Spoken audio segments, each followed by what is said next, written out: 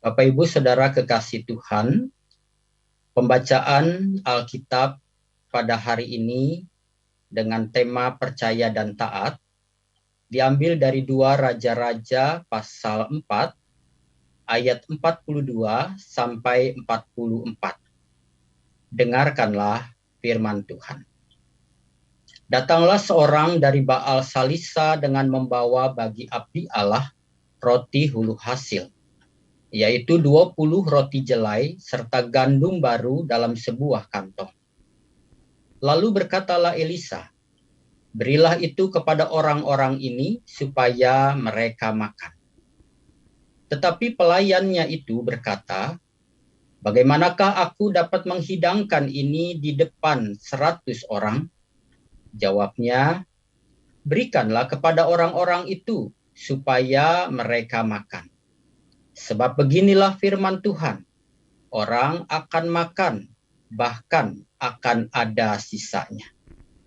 Lalu dihidangkannya lah di depan mereka. Maka makanlah mereka dan ada sisanya, sesuai dengan firman Tuhan. Berbahagialah setiap orang yang mendengarkan firman Allah dan yang memeliharanya. Ya, Bapak Ibu, saudara-saudari kekasih Tuhan, percaya pada Tuhan yang berkuasa menjaga dan memelihara hidup kita pada situasi yang berjalan normal. Relatif lebih mudah dibandingkan ketika kita sedang menghadapi krisis atau dalam situasi pandemi seperti sekarang ini. Betul nggak Bapak Ibu Saudara kekasih Tuhan?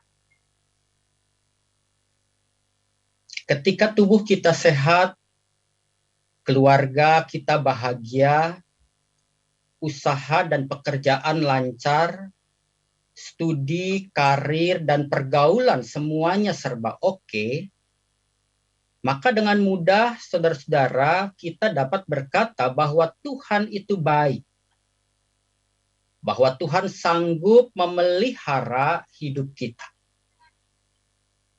Dan karenanya saudara-saudara dalam keadaan seperti itu kita pun dapat berbagi dengan orang-orang yang tidak seberuntung kita.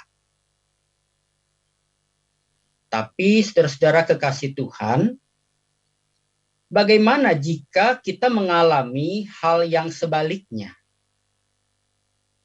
Misalkan ketika kita sakit dan bahkan kehilangan kekasih kita, masihkah kita dapat berkata bahwa Tuhan itu baik?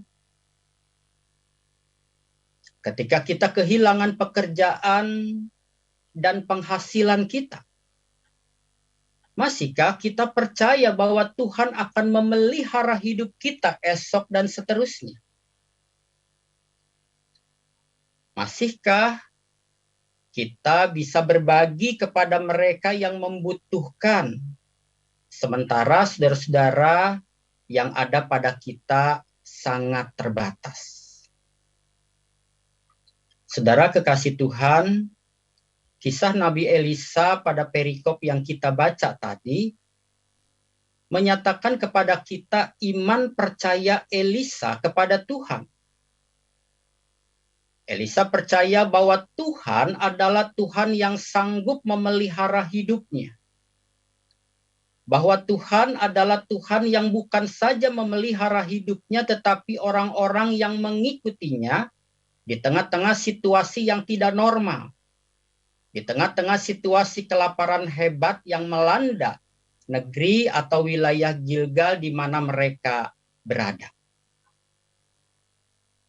Ketika Elisa, saudara-saudara, sebagai abdi Allah, dikatakan mendapatkan persembahan sulung dari seseorang yang datang dari Baal Salisa, yaitu berupa 20 roti jelai dan sekantong gandum.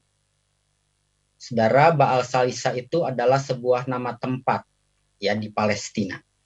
Tentu ini adalah bagian dari negeri Gilgal di mana Elisa dan nabi-nabi ini berada.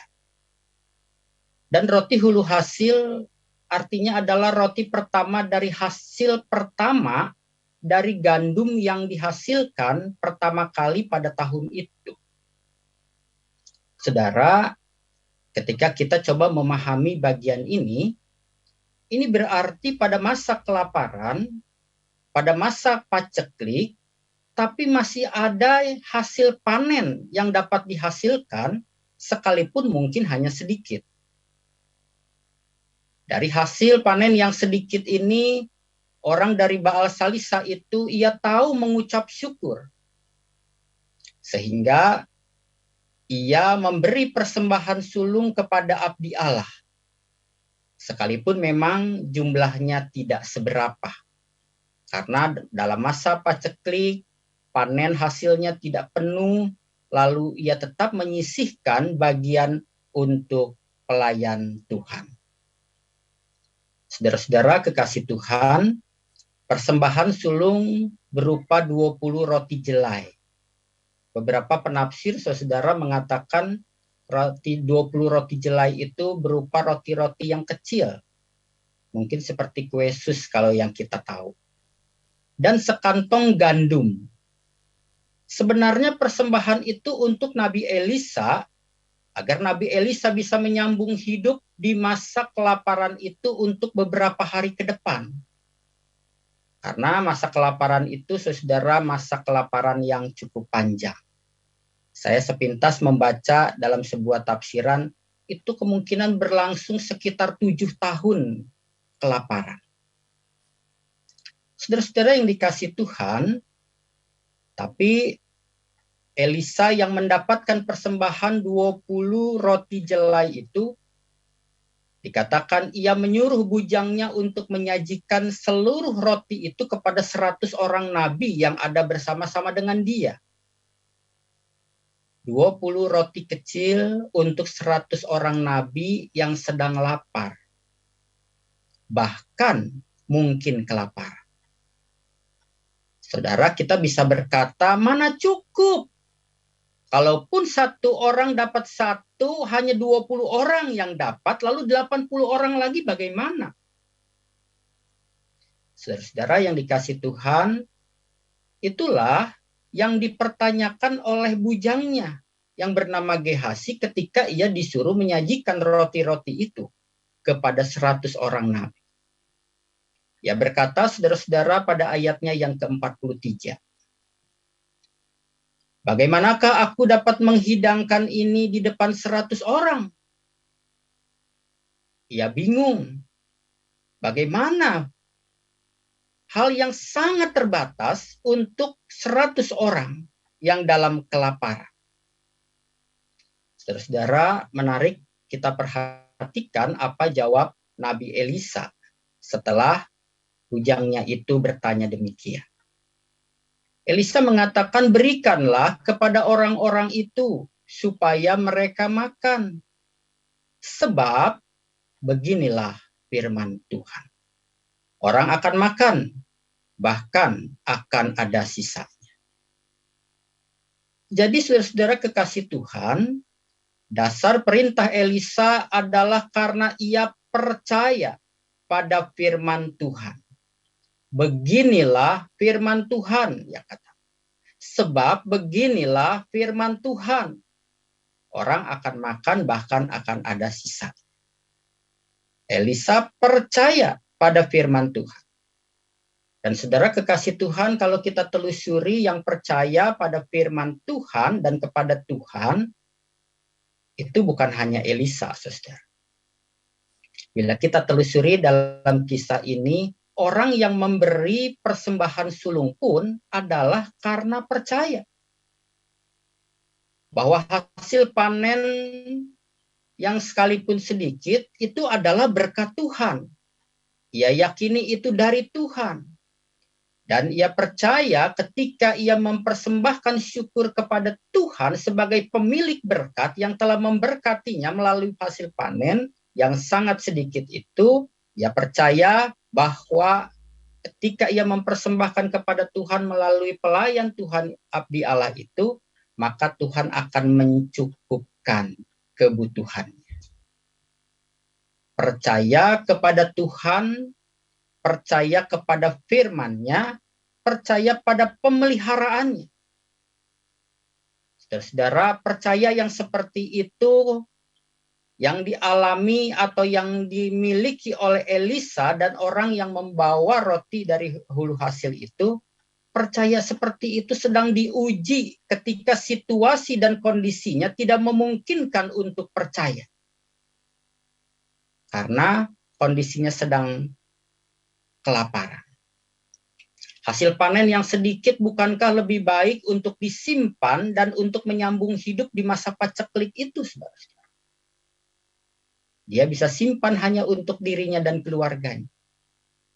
Persembahan yang terbatas yang diberikan kepada Elisa bukankah lebih baik disimpan untuk Elisa untuk kebutuhan beberapa hari ke depan?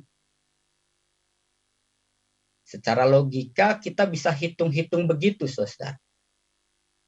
Tapi ternyata tidak demikian bagi orang yang percaya kepada Tuhan, yang percaya kepada firman-Nya dan pemeliharaannya.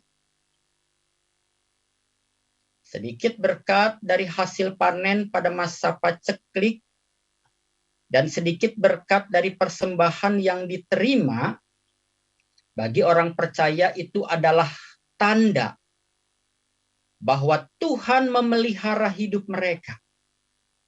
Dan itu adalah tanda Tuhan sanggup memelihara hidup setiap orang yang percaya. Saudara-saudara kekasih Tuhan, tanda ya itu artinya petunjuk, saudara. Bila misalkan kita ingin pergi ke Bandung, saudara, lalu di perjalanan kita melihat ada petunjuk arah yang tulisannya Bandung dengan tanda panah. Nah, kalau kita menemukan tanda seperti itu, saudara, kita jangan berhenti pada tanda itu. Kita jangan berhenti pada petunjuk itu.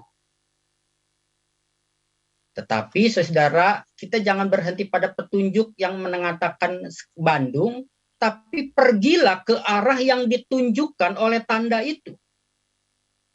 Maka ketika kita pergi ke sana tidak berhenti pada tanda itu, maka kita akan mendapati Bandung kota yang sejuk, yang indah, dan seterusnya.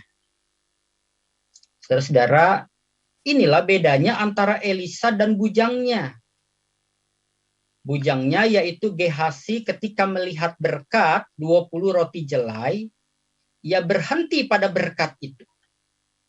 Sehingga ia ragu melakukan perintah Elisa dan menahan diri dan tidak melakukan perintah itu. Hanya melihat berkat yang sedikit, yang terbatas dibandingkan dengan kebutuhan yang besar, saudara, bujangnya Elisa yang bernama Gehazi menjadi minder. Melihat berkat yang sedikit menjadi takut untuk dibagikan karena nanti saya tidak cukup, di sana tidak cukup, lalu tidak berbuat apa-apa. Saudara kekasih Tuhan, Elisa melalui berkat yang terbatas yang ia terima, ia melihat kuasa Tuhan yang tidak terbatas. Melalui berkat yang kecil, Elisa melihat kuasa Tuhan yang besar, yang sanggup memelihara dan mencukupi kehidupan umatnya. Akhirnya, saudara-saudara, karena iman percaya Elisa pada Tuhan, maka Gehazi dikatakan berikan saja, dan ia belajar untuk taat pada perintah Elisa, dan kemudian ia menyajikan 20 roti jelai kepada 100 orang nabi. Dan ajaib, saudara-saudara, kisah ini mengatakan firman Tuhan digenapi. Dan mereka mengalami pemeliharaan Tuhan secara ajaib. Ayat 44 mengatakan, lalu dihidangkannya lah di depan mereka, maka makanlah mereka, dan ada sisanya, sesuai dengan firman Tuhan. Saudara-saudara kekasih Tuhan, kisah ini mengingatkan kita pada firman Tuhan dalam Matius 4 ayatnya yang keempat. Ketika Tuhan Yesus berkata begini, saudara. Ada tertulis, manusia hidup bukan dari roti saja, tetapi dari setiap firman yang keluar dari mulut Allah. Perkataan Tuhan Yesus ini sebetulnya dikutip dari firman Tuhan dalam kitab Ulangan 8 ayat 3 yang diucapkan oleh Musa di padang gurun. Dan kisah Elisa ini juga saudara mengingatkan kita tentang kisah Yesus yang memberi makan 5.000 orang laki-laki. Lalu orang-orang yang mendapatkan makan roti itu mereka terpaku pada rotinya. Mereka berhenti pada tanda dan mereka tidak melihat Tuhan yang memberi makan 5.000 orang dengan roti, 5 roti dan 2 ikan. Saudara-saudara kekasih Tuhan, firman hari ini mengingatkan kita bahwa Tuhan yang memelihara Elisa dan 100 orang nabi lainnya adalah Tuhan yang sama yang telah memberikan makan 5.000 orang laki-laki dengan 2 ekor ikan dan 5 roti. Dan masih ada sisa. Dan Tuhan itu juga, saudara, adalah Tuhan kita. Tuhan yang telah, yang sedang, dan yang akan memelihara serta melindungi kita di dalam saat-saat seperti itu. Seperti yang kita alami masa krisis, pandemi yang kita rasakan ini. Yang menimbulkan banyak kekhawatiran, ketakutan kita. Dan itu memang secara manusia wajar, saudara. Saya pun begitu. Ketika ada saudara-saudara saya yang menderita sakit, kehilangan pekerjaan, itu menjadi beban pikiran. Saudara-saudara kekasih Tuhan, suatu hari ada seorang pendeta menegur istrinya dengan keras. Ya, katakan begini, saudara-saudara. Mam, sudah cukup. Sudah banyak orang yang kamu bantu rutin setiap bulannya. Jadi jangan tambah orang lagi untuk dibantu. Sudah, berhenti. Lalu istrinya bilang begini, tambah 1 lagi, Pak. Kasihan orang ini, dia butuh pertolongan kita. Tambah 1 lagi berarti tambah beban, Mam. Sementara penghasilan kita di masa pandemi ini bukan bertambah, tapi berkurang. Coba kamu pikir, nanti bagaimana kita, kehidupan kita 1 bulan ke depan. Tapi Pak, sekalipun berkurang, rasanya belum pernah kita kekurangan makan, dan belum pernah kita pinjam uang untuk makan. Bahkan kita sering membeli dagangan orang bukan karena kita memerlukannya, tapi karena kita membantu mereka, menyemangati mereka supaya mereka bekerja dan berusaha dengan giat. Bukankah itu bukti bahwa Tuhan memelihara kita? Saudara pendeta itu kemudian tertegun.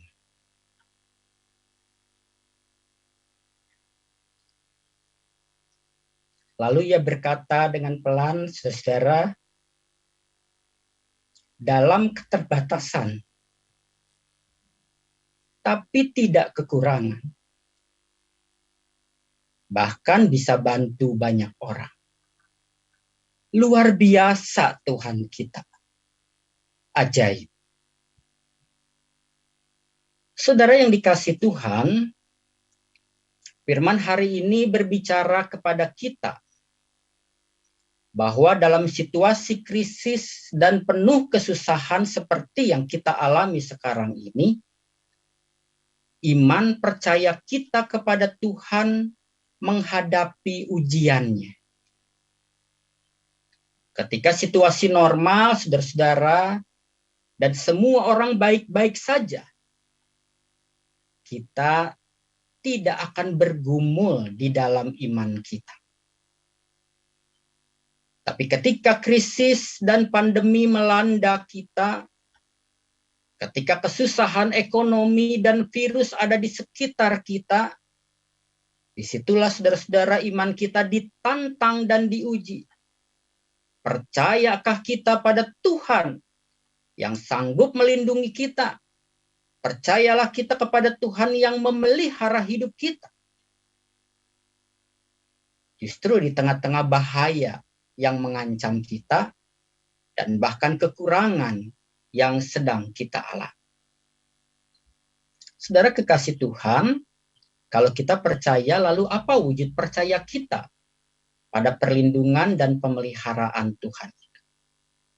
Kita mungkin dengan gampang bisa berkata dengan mulut kita, saya percaya Tuhan mampu melindungi. Saya percaya bahwa Tuhan mampu memelihara kita. Saya percaya. Tapi apakah cukup dengan percaya dan berkata begitu, saudara? Rasul Yakobus dalam Yakobus pasal 2 ayat 26, di situ ia mengatakan iman tanpa perbuatan pada hakikatnya adalah mati. Perkataan tanpa dibuktikan dengan perbuatan pada dasarnya adalah nol. Jadi saudara-saudara, wujud percaya pada perlindungan dan pemeliharaan Tuhan adalah taat. Taat pada apa, saudara? Taat dalam hal ini Tuhan bisa pakai pemerintah. Taat pada anjuran pemerintah. Bukti percaya bahwa Tuhan melindungi dan menjaga kita, kita menerima vaksin yang disediakan oleh pemerintah bahkan dengan gratis, dengan biaya yang mahal padahal. Bukti percaya bahwa Tuhan melindungi dan menjaga kita, kita melakukan protokol kesehatan. Kita tertib dalam masa PPKM seperti ini. Kita mungkin melakukan isolasi mandiri ketika kita terinfeksi. Kita lapor kepada RT dan kita pakai obat-obatan vitamin yang dianjurkan dan seterusnya.